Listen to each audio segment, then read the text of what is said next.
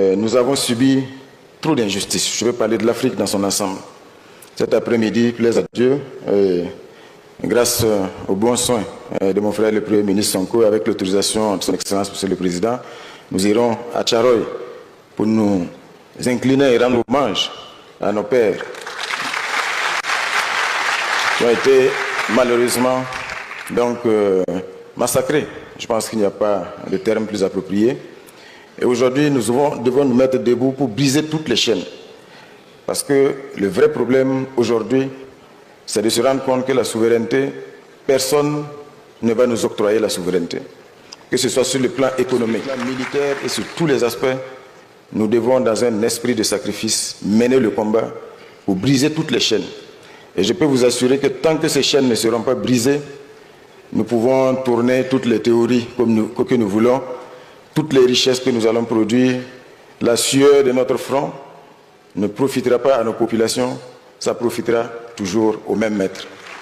C'est pour dire aujourd'hui que nous sommes dans cet élan-là. Il faut aussi reconquérir nos identités. Ça, c'est très important. Il faut que les jeunes Sénégalais soient fiers d'être Sénégalais. Il faut que les jeunes Burkinabés soient fiers d'être Burkinabés. Et pour conquérir cette fierté, il faut qu'ils connaissent son histoire.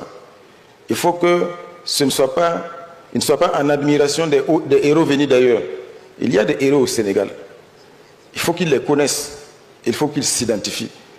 Sinon, malheureusement, et je vais terminer par là, nous avons aujourd'hui tous les schémas qui sont là pour perpétuer la logique de la domination. L'éducation, malheureusement, je ne connais pas très bien le système éducatif ici au Sénégal, mais je peux le dire pour le Burkina Faso, nous préparons les jeunes à l'immigration.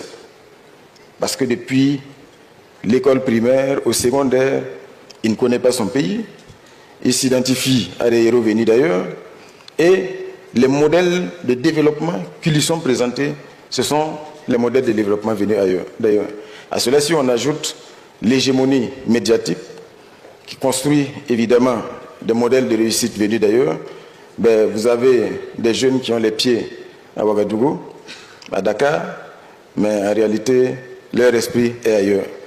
Parce qu'ils pensent qu'ils ne croient pas en leur pays.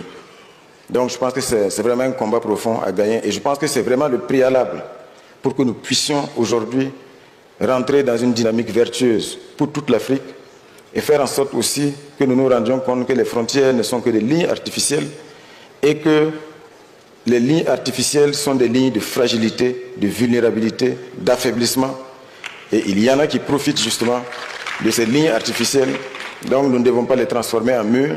Nous devons faire en sorte aujourd'hui d'avoir une zone harmonisée afin que le Burkinabé puisse aller et venir, que le Sénégalais puisse aller et venir, que les ressources du Sénégal profitent à toute la sous-région, les ressources du Burkina Faso, parce que nous avons tout. Je dis l'Afrique est un continent béni.